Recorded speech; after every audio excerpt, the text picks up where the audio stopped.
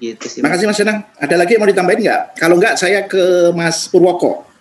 Monggo lanjut ke Mas Pur. Mas Pur monitor. Halo, selamat malam Mas Yogi dan teman-teman. Mas Pur mana nih? Oh, ya, Mas Pur. Mas. Halo. Pelangkonnya apik teman-teman. Oh. Kelihatan ganteng. Mas Pur itu tulisannya keren ya. Kalau di filsafat itu dekonstruksinya Gus Durnya, alirannya itu selalu membedah. Semua orang itu pustakawan gitu. Apa itu maksudnya Mas? Monggo Mas Pur jawab dengan sedikit filosofi belingnya gitu. Nggak apa-apa. Ya, terima kasih Mas Yogi dan teman-teman. Ya monggo. Maaf ini mati listrik tuh. Baru bisa gabung. Jadi kayaknya malam ini kita membahas tradisi tulis itu, tetapi dengan cara tradisi lisan. Karena kita obrolkan tradisi tulis, tapi kita obrolkan. Kalau flashback ke belakang begitu, saya merasa sangat gembira, itu di tahun 2002 kalau tidak salah. Waktu itu saya nulis sebuah suara mahasiswa. Waktu itu saya mahasiswa di Diploma 3 di Universitas Gadjah Mada. Judul tulisan itu redefinisi perpustakaan. Masuk itu di Bernas, Quran Bernas yang cetak. Clippingnya masih ada sampai sekarang. Saya simpan. Kemudian yang kedua itu saya pernah nulis juga di Jawa Pos kalau nggak salah. Waktu itu Radar Jogja gabung dengan Jawa Pos. Waktu itu nulis tentang slim, iseng aja. Dimuat. Kemudian dapat honor 150 kalau nggak salah waktu itu tahun 2000 awal. Nah, kalau terkait dengan saya tadi cek blog saya itu tulisan pertama kali itu tahun 2007 bulan Maret kalau tidak salah. Judulnya Perpustakaan Kita. Tulisan itu terinspirasi dari resensi seorang teman terhadap bukunya Cak Nur Khalis Majid yang berjudul Indonesia Kita, di mana Cak Nur membuat formulasi obat sakitnya Indonesia misalnya begitu. Kemudian formulasi itu saya bawa ke perpustakaan. Bagaimana pemikiran Cak Nur itu kalau misalnya saya pakai untuk mengobati sakitnya perpustakaan. Itu postingan saya pertama. Kemudian postingan yang terakhir itu kalau tidak saya salah terkait dengan IPI kalau nggak salah ya. IPI terkait dengan dua kekeliruan penerjemahan Indonesian Library Association. Itu tulisan saya terakhir. Dan saya cek tulisan saya itu paling produktif di tahun 2015, 76 tulisan. Tahun 2020 itu baru 9. Ini betul-betul titik nadir saya tahun 2020 itu. Saya kira atau prediksi saya ini terkait dengan WFH. Sebenarnya saya tidak mau mengkambing hitamkan, tetapi kayaknya potensi saya menulis ketika WFH itu justru agak menurun gitu. Tetapi beberapa konsep tulisan itu saya tulis di HP. Kemudian ada perubahan sebenarnya. Ketika pertama saya begitu getol Indonesia Kita, perpustakaan kita, kemudian saya cek lagi ada sudah mulai nggak tahu nih.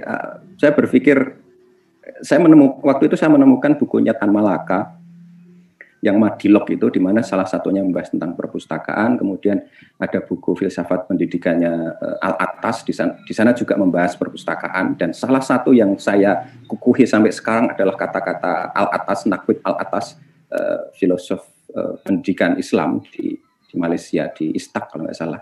Itu bahwa dia mengatakan bahwa perpustakaan Istak itu suatu saat harus dikelola oleh seorang ilmuwan. Dia juga terdidik di dalam mengelola perpustakaan, tapi dia juga seorang ilmuwan. Itu betul-betul masih terpatri di dalam pikiran saya. Kemudian berlanjut, saya berpikir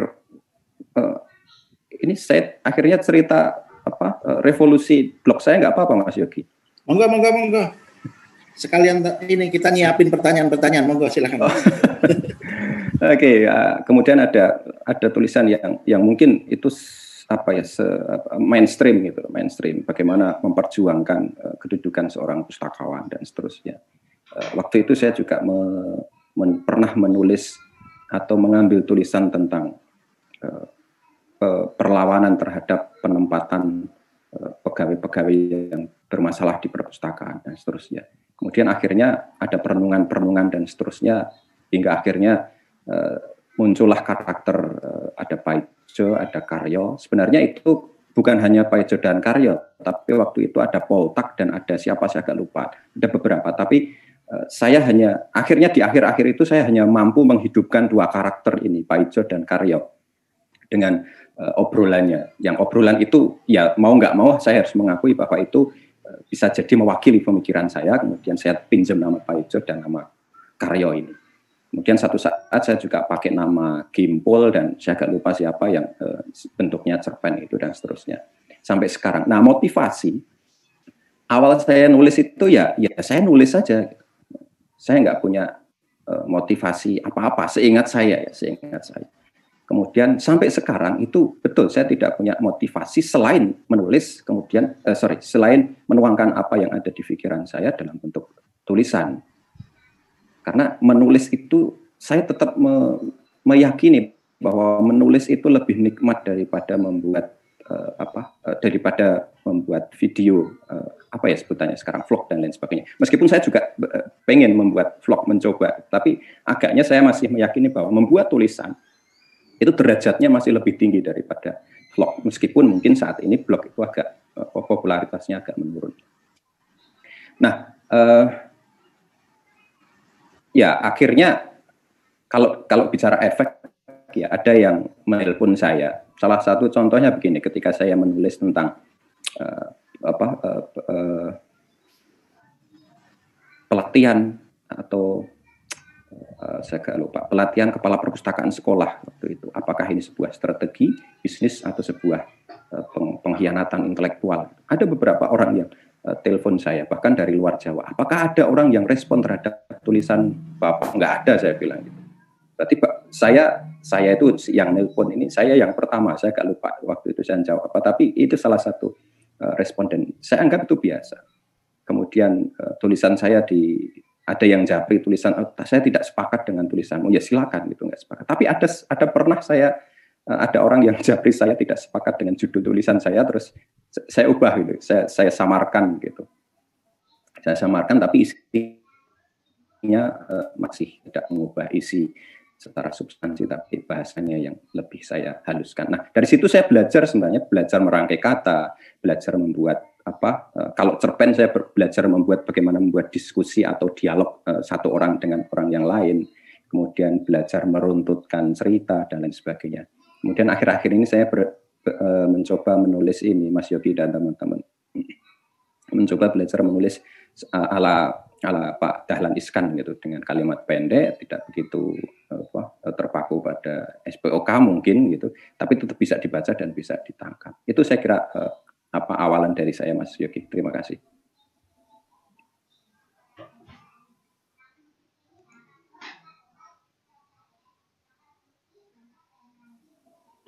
Halo, Mas Yogi kemana ini ya?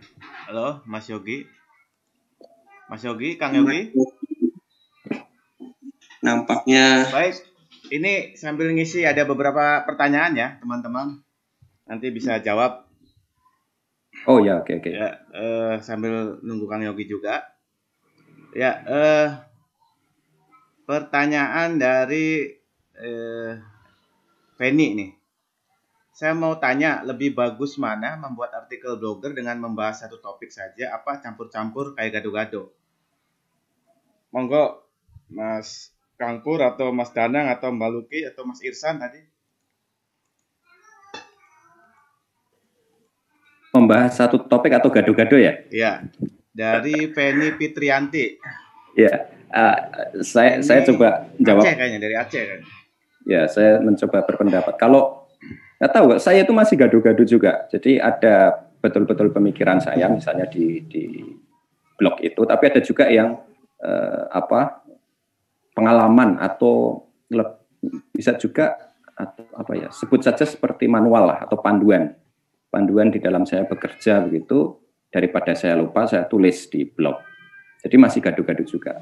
Saat ini saya masih melakukan hal seperti itu. Tetapi mungkin ketika orang ingin branding tentang blognya, itu bisa juga dengan satu topik khusus yang khas begitu. Sehingga seperti Mbak Lukti yang ya kalau bicara tentang resensi mampir saja di blognya Mbak Lukti begitu. Nah, saya kira pilihan gitu. Itu kalau menurut saya. Terima kasih Mas Murad.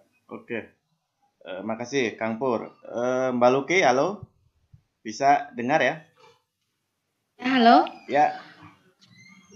Ada pertanyaan nih, barangkali mau jawab dari Mbak Feni Fitrianti ya. Saya mau tanya lebih bagus mana membuat artikel blogger dengan membahas satu topik saja, apa campur-campur kayak gado-gado? Mau nggak Mbak Luki? Menurut Mbak Luki bagaimana? Ya. Halo Kak Feni dari Aceh Tamiang ya ini. Iya. Kalau aku dulu memang awalnya campur-campur ya, karena kan dulu nggak mikir gimananya, karena kan sesuka kita mau nulis review buku, review film. Nah, karena waktu pas tahun 2011 itu ikut blogger buku Indonesia harus khusus buku, jadi dipisah. Nah, jadi tergantung kebutuhan. Kalau misalnya kita nggak ada syarat apapun campur-campur, tapi kalau kita mau lebih konsen ke satu topik itu juga pilihan kita sendiri gitu. Dan sebenarnya orang lebih suka sebenarnya yang lebih ke khusus sebenarnya, karena misalnya kalau kita carinya tentang perpustakaan atau pustakawan, orang lebih cenderung ke situ aja. Misalnya terus nulis resensi khusus yang blog resensi aja. Nah gitu. Tergantung pilihan sih Kak Penny. Iya. Oke.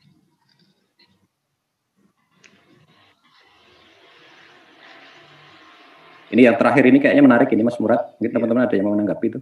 Iya. Nah, ini ada lompat dulu ya yang terakhir nih. Di Mbak Berna Deta ya, Mas Pur? Iya. Ada pernyataan dari Mbak Berna Deta ya. Menulis di blog itu ada kelemahannya. Karena kalau berisi tentang keadaan yang sesungguhnya, bisa dijadikan bumerang bagi si penulis. Sehingga ada intimidasi dari pihak lain sehingga membunuh karakter si penulis. Oke, barangkali Kang Pur mau menanggapi. Nah, ini Kang yang sudah muncul. Enggak, Kang Pur. Ini mungkin ini Bu Bernadetta boleh ini aja open mic bisa disampaikan supaya lebih clear gitu. Iya, monggo Bu Bernadetta bisa di deskripsikan pesannya ini. Bisa disampaikan. Open mute dulu. Ya, monggo silakan. Sebentar. Halo. Iya, halo. Ya, sudah bisa didengar, Bu. Ya, jelas. Pak. Halo. Ini saya Bu Indah Bernadetta. Halo. Bisa didengar? Iya, bisa, halo? Bu. Silakan, Bu. Oh iya. Bisa. Halo, ini saya salam literasi ya. Salam sejahtera untuk kita semua dan jangan lupa untuk selalu waspada terhadap COVID. Saya ini dulu pernah menulis di blog ya. Terus di situ saya ada yang setia ini mengikuti blog saya.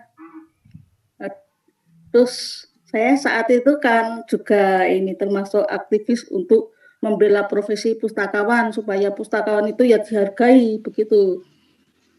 Sampai saat ini pun pustakawan yang berada di sekolah itu belum ini dianggaplah keberadaan itu tidak dihargai karena apa itu guru yang difasilitasi itu guru. Jadi sampai pustaka pun belanja perpustakaan itu tidak tahu sama sekali. Jadi kalau saya dibodohkan itu ya silahkan membodohkan, malah seperti saya ini enak karena kalau ada audit apa-apa belanja barang, belanja buku, perpustakaan, belanja sarana prasarana itu saya tidak tahu. Jadi tahunya saya itu di sana cuma ini sana sambil menulis sambil saya ya ini ini curhat ya. Lalu saya pernah saya tulis di blog. Nah, dengan begitu ini pengalaman pribadi saya sendiri, saya diserang dari pihak luar. Ya otomatis orang-orang yang merasa tersinggung dengan apa yang saya ini tuliskan di blog. Akhirnya saya menutup blog saya gitu.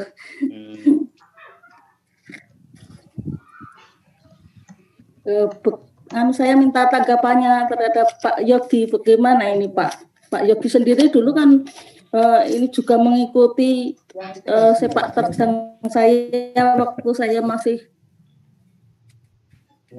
sekarang saya ya Bu Endang, saya seperti udah tua ya. Zaman itu ya, silangannya itu ya, tapi itu memang ini Bu, memang sebuah perjuangan ya. Makanya saya ini Bu, saya salut dengan teman-teman kayak Mas Pur, kayak blogger-blogger yang mohon maaf ya bukan membeda-bedakan ya, tapi yang PNS gitu. Kalau Mas Wahid kan mungkin isinya memang ini ya, tapi kalau beberapa saya nggak ngomong kan memang isinya itu agak ya sensitif lah saya bilang ini. Nah, beda dengan saya kan di swasta ya, saya di swasta jadi lebih bebas untuk mengkritik dan lebih egaliter lah dari atasan dari segala macam, nggak terlalu ini karena beda lah dengan saya paham sekali apalagi di daerah Bu ya di Wonogiri gitu. Nah saya mungkin gini, yang bisa berbagi itu yang teman-teman dari berlatar sama, misalnya coba kalau Mas Pur gimana sarannya Mas Pur? Karena Mas Pur kan juga dari PNS ya teman-teman. Kalau misalnya ini takut dengan kebebasan berekspresi segala macam, karena kebebasan kita kan dibatasin ya sama tadi kepentingan ada yang jewer, ada yang japri, ada yang segala macam. Atau teman-teman lain ada yang bisa berbagi nggak trik-triknya? Kalau misalnya zona nyamannya sih memang ini Bu Endang, jangan bikin konten yang terlalu ini ya, sensitif dalam tanda kutip ya, gitu. Jadi yang lebih inilah. Cuma silakan dari Mas Ambar nih, Mas Ambar host, ada saran nggak Mas?